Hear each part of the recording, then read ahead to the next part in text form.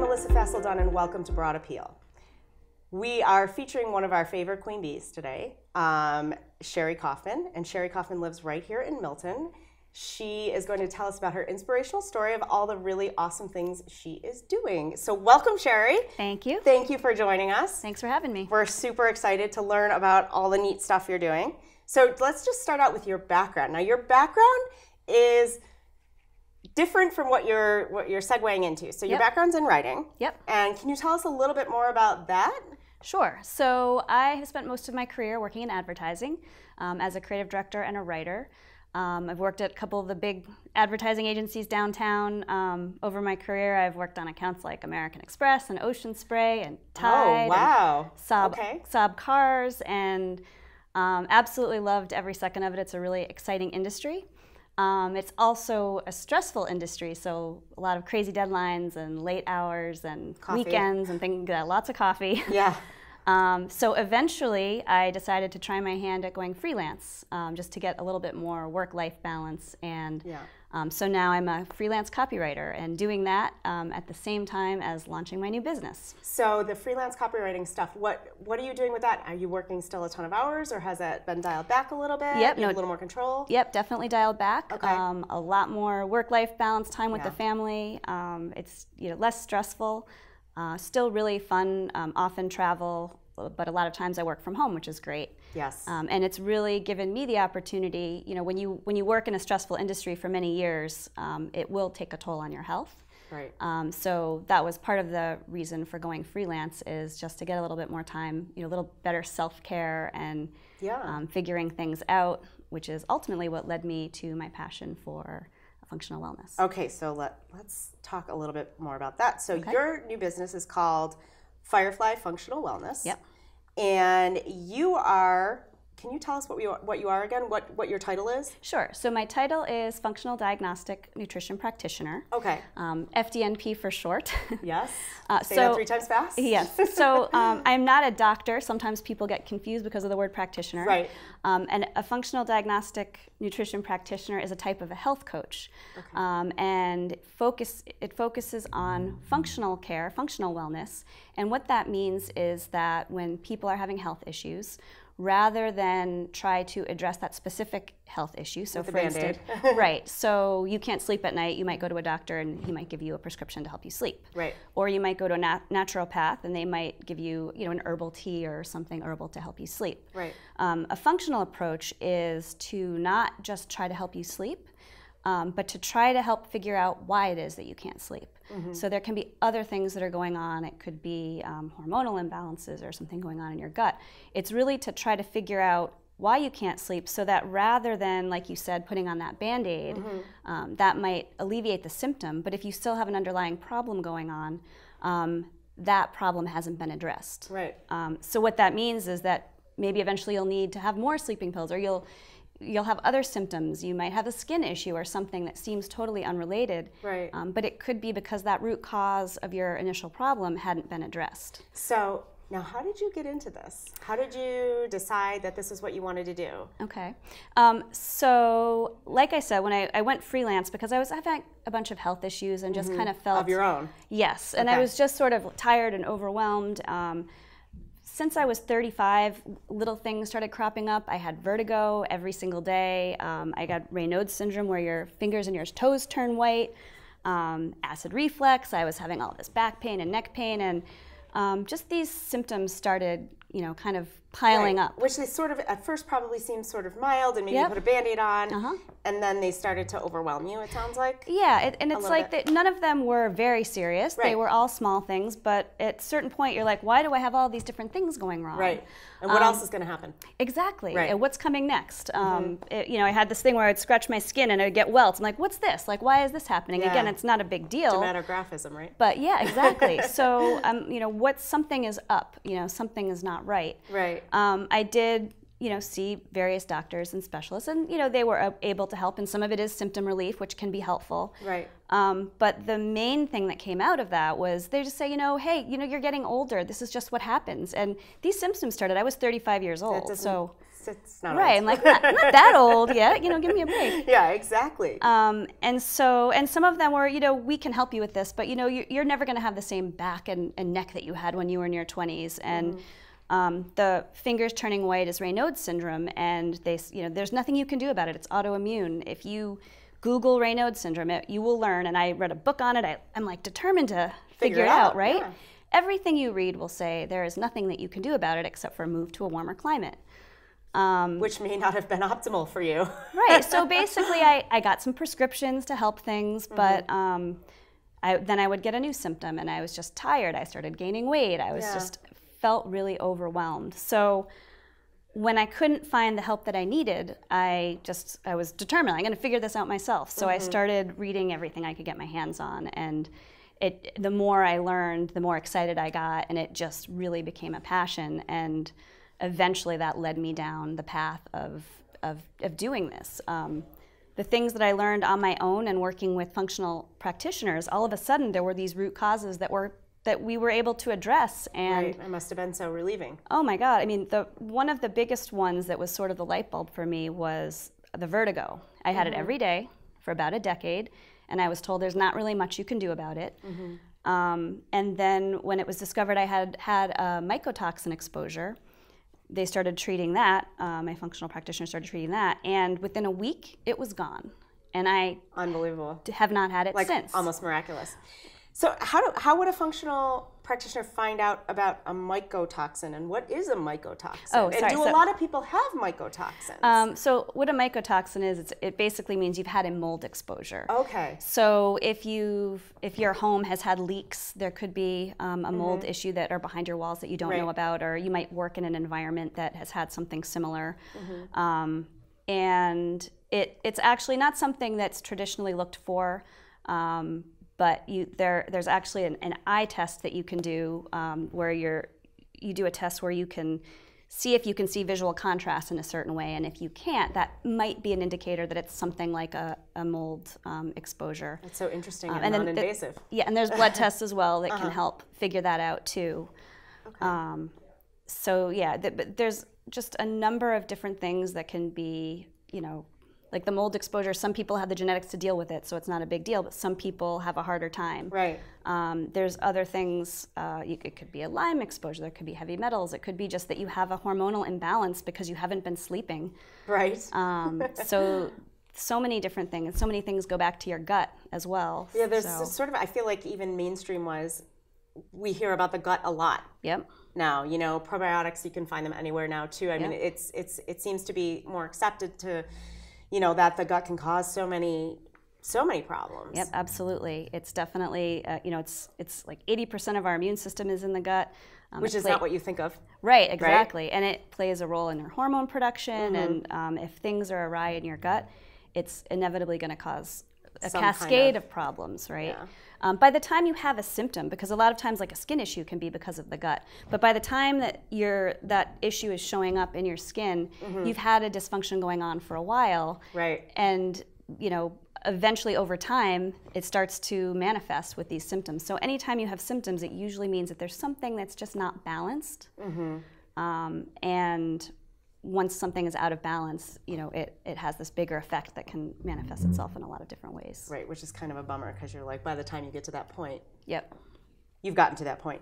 So exactly. So in addition to the gut, what kind of other, and you mentioned hormonal imbalances, what other kinds of what are the things that are super common that you think a lot of people struggle with in terms of health? Okay. Like root cause type things. It sounds like mold might be kind of common, or not really. Well, it's hard to say exactly how common it is. And the other thing is that, for instance, a mold exposure will typically, it will cause some immune system issues, right? Okay. Which will make you more susceptible to other things. Like, so for instance, people who have mold are much more likely to have Lyme infection as well, which is actually something that I also had. And if you have a lot of immune system issues, you may get frequent colds and things like that. Okay. the mold is also something that your body needs to detox, right? So that puts a lot of pressure on your liver to just be constantly and so when your liver has pressure, it makes it harder for your liver to detox other things. So you can see what I'm talking about. Yeah, about this with the cascade, right? It's that. So it's not that mold is an issue. It's that once that happens, a series of other things happen. So it's not just let's get rid of the mold or the mycotoxins that are in your system. It's also like let's check how are your adrenal glands performing? How's your hormone balance doing? Right. If those things are out of balance, you also need to figure out how to get that back in line. And so, if I were to come to you for an assessment and I said, I'm gaining weight, I have body aches, I just don't feel well. Yep. And my doctor told me, well, you're in your 40s. So yep. What would you say to me? How would we get started? Okay. Well, the first thing I would say, and I would say this to anybody, if you're told that you're tired all the time, your memory's not doing well, you have aches and pains, it's because you're getting old. Don't accept that. There are definitely a lot of other things that could be going on, and so. So it's not necessarily your end-all situation. Right. You definitely need to take a look because there are a lot of times there are imbalances that can be corrected. And the amazing thing about the body is that it knows how to take care of itself, right? So if there is an imbalance that you can correct, once you can get that back in line, your body actually does a pretty good job at healing itself. So you've pulled the root out, right? Right, exactly. Yeah. And so once that thing is you've got to figure out what it is first. And that's the hard part is doing the investigative work and figuring out, the FDNP work is running lab work and helping to figure out what might be happening. Yeah, is it usually lab work? And yep, lab work is definitely where we start. Okay. I mean, it's first just the intake. Like we would have a conversation, right? And there's some questionnaires that you would get to that answer all sorts of things about your medical history and how long your symptoms have been going on. We talk a lot about the different types of symptoms because that gives a lot of clues as well. And then from there, like based on what's been going on with you, how long it's been going on, sometimes you can see like that cascade happening. I had this symptom and then that and that. That will give some clues as to what kind of lab work we might run. It usually does start with a hormone panel. So that will test the sex hormones, but it will also test your cortisol rhythm and figure out, whether your adrenal glands are performing. And a lot of times people will, people who get like all of a sudden really tired in the afternoon, say 3 p.m., and they need the coffee or they need the sugar or they need something. Which describes probably what, half the population? Yeah, I know, and that was definitely the case with me as well. Your cortisol might be crashing in the afternoon, and if it's not at its level, you're going to be tired. So we look at things like that. And it also looks at melatonin. If your melatonin is low, that is produced in the gut, so that might indicate there's something going on there. We look at liver congestion, and that will help you find out how your liver is doing with keeping up with detoxifying. And that means toxins that happen in our food. The average woman is exposed to, I think they say, over 160 different chemicals just in the morning routine. Wow. Your liver has to deal with that. That's a lot of chemicals. Yep. And that doesn't count the mojito in the afternoon exactly. routine, or the evening routine. The chemicals that we're intending to put in. Yeah, exactly. So we take a look at how the liver's performing, how you're digesting fat, which gives an indication of how your gut is doing, handling the food that you eat and all of that. And often these things will start to indicate that we need to look further.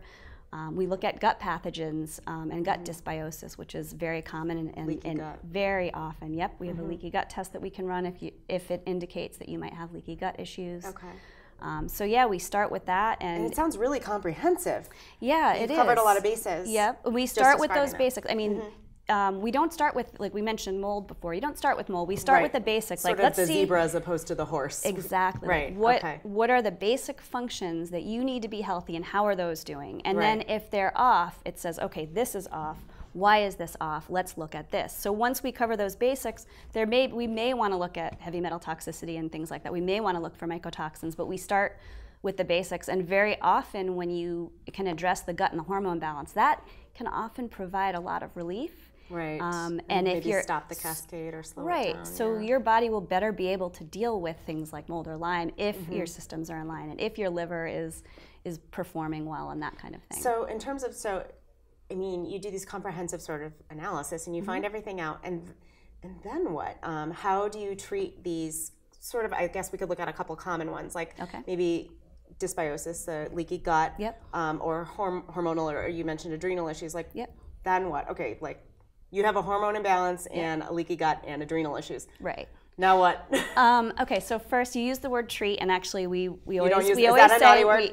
We don't, and FDMP does not diagnose, treat, or prevent diseases or illnesses. Do we deal with them? Yes, so basically it is a type of health coach. So I basically will look for what that root cause is. Once we figure out the things that might be blocking your health, that uncovers these healing opportunities. So these opportunities where we can help support systems that need support. And the idea is to get your body back into balance so that it can lead the way in helping resolve the symptoms. Right. And it's not, it's a holistic approach that's not just here, take this or whatever. Pill. We look at diet. It's actually incredible how much health can be affected just by changing the way that you eat. So that's definitely a big part of it. Rest, sleep, very, very important. And it's the same thing. All of these things, if you just addressed that, if you just addressed food, if you just addressed sleep, you can actually go very far in improving your health. So that's really important. Exercise, of course. And it's not just, you need to exercise. Sometimes it's, you're exercising too much. Right. You're killing your adrenals or something. If you're over-exercising, that takes a lot of toll. Then there's stress reduction. So there's two things for stress reduction. One is the stress that you control. So your crazy job, you're a workaholic and you're working every night until 11, or you're going to bed at 2 a.m. Even sometimes toxic people in your life can be a drain, and so it's really looking at the things in your life that are causing stress. There's things like meditation that can be very helpful at if you can't get out of the stressful job or you don't want to. There are other ways that you can help manage that. And then the other kind of stressors is what we call the hidden stressors. So that is the gut dysbiosis. You've got an imbalance. You have a parasite or whatever that other thing is. That's what we help identify, and that's the second part of stress reduction. And then we also do use supplementation. The goal isn't to be on supplements forever, because nobody wants to take a whole bunch of supplements all the time. But when you have certain issues, like you mentioned probiotics, or if you have a leaky gut, you need to support that leaky gut. So often there will be supplements that are basically helping you get on track, and then as you get on track, we try to remove them. Right, hopefully your body will take over. And some things you might need to be on longer term, but for the most part, it's this support to try to get your body back in balance. Your body wants to be in balance, and if you can get it there, it wants to stay in balance. So it's just sometimes getting it. Giving that push, and if you have a parasite, you can do whatever you want, but it's still there, it's still causing a problem. So, you want to try to eradicate basically it. Unblock it, right? Yeah. So and how, just really quickly, because we have to wrap up soon, how does the traditional medical community view what you do? And do you work in conjunction with traditional MDs? And how does that, because you mentioned lab work. How does that all fit in? So I think that conventional medicine is becoming more and more open to functional wellness and functional care. And actually a lot of the traditional doctors now are getting trained also in functional wellness. That's interesting. I have a traditional doctor as well, and he's actually pretty open. So if I talk to him about something, he's open to discussing it. So I think that that's changing. There are going to be some, of course, that aren't as open. That's just the nature of it. Like you might want to find a doctor that is a little bit more open to, looking just beyond treating symptoms. Doctors are incredibly important, though. Acute care and palliative care. I at one point had, my neck was spasming. I literally couldn't get out of bed. It was just every 30 seconds. You need a doctor to help you out with that. Absolutely. So I, when possible, love to work in conjunction with the doctors, right? So if somebody has a particular issue that they're seeing a doctor for, we aren't trying to tell them, don't go see your doctor. It's not a competition. Right, exactly. Continue what you're doing with your doctor. It's just that I can help look for some additional causes and support that. So that sounds fantastic, and it's nice to have options and additional support, particularly for these, these health issues that are so mysterious. When you do go to the doctor and they say, well, you're getting old, or I can't look any further. I don't know what the cause is. Yeah, it's nice to have more options. Yeah, it's always worth taking a look, because you can just keep going and dealing with these symptoms all the time, but you don't want to end up having like 15 prescriptions either. So exactly, if you can find the root cause, it can actually make a tremendous amount of difference. Well, thank you very much. Oh. So we are going to be moving on to our cocktail hour. So stay tuned to learn how to make a tasty beverage, and after that, Sheri's going to give us a life tip. Hey everybody, we are here at the Yellow Door Taqueria, the newest Mexican restaurant in Milton and the Lower Mills area. And I'm here with Katrina today, and Katrina is going to be making us a margarita. So, tell us how we start. All right, so at Yellow Door, kind of our specialty is with tequila and mezcal, and our margaritas are insanely popular. So, we use Morales tequila in our house margarita. It's 100% agave. We use 2 ounces of that. And what's agave? So agave is a plant that is in all different regions in Mexico. And both tequila and mezcal are agave spirits. So tequila is made from the blue agave plant, and mezcal is made from the green agave plant generally. Okay. And then smoked underground. Smoked underground. Yes. All but right. this one's this made is with tequila. Not. Okay. So this is the traditional this is above the ground. traditional above ground house margarita. All right. Awesome. Then we use 3/4 of an ounce of Combier, which is an orange liqueur. So it's kind of like our triple sec. Okay. It's a little bit higher end triple sec. So we use 3/4 of an ounce of that. We have fresh squeezed lime juice that we squeeze in-house every day. Go through quarts and quarts of this. So we use 1 ounce of that. And then 100% agave spirit as our sweetener. We use just 1/4 of an ounce of that so that it's not too sweet. So this is big agave, huh? We've got the agave liquor. We've got the agave, the sweetener. Yes, and because Mexico is known for agave and for agave spirits, so we try to keep everything as natural and authentic as we can. Gotcha. When in Mexico, right? Exactly. Use some ice, and then shake.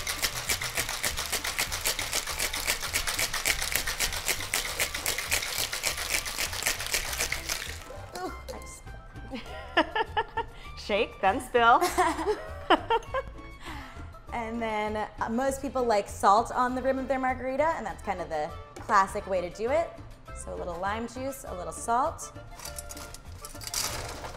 So you dip it in the lime juice first, and then the salt? To keep the rim, flavor. And to keep the rim wet so that the salt will stick. Okay. And then pour over ice.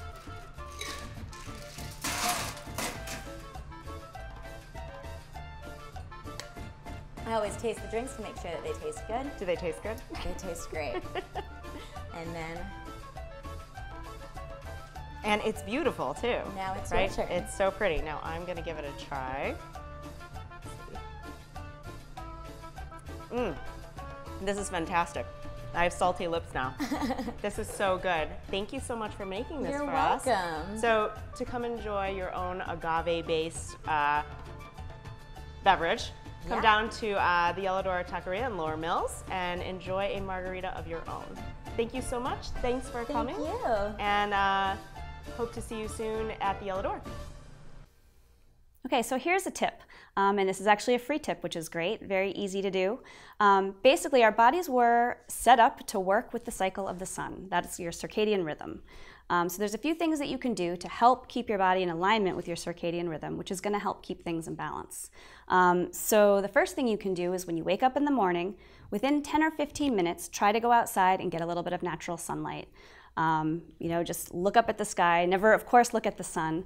But that light hitting your eyes without sunglasses and just being out there will help signal your body that it's daytime, time to start producing the hormones, get your digestion on track, neurotransmitters. And then throughout the day, when you can, just getting out into that natural sunlight. We were beings that were meant to be in sunlight, so let that happen.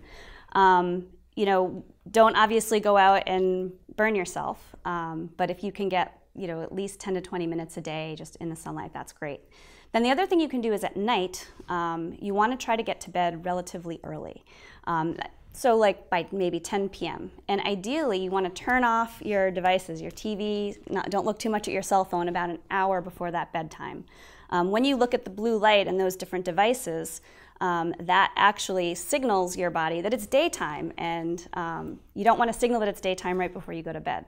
So if you can turn those devices off and kind of wind down for the evening, that will help you sleep better. And when you get to bed early, that also helps your body, because nighttime is when your body does its repair work. It resets your hormones. It helps you detoxify things. So you want to have a really nice, restful sleep. And turning those devices off and getting to bed early will help you do just that. Just those couple of simple things actually can do a great deal of help when you're just dealing with miscellaneous symptoms, because again, it just helps your body get back to the natural rhythm that it was intended to be on.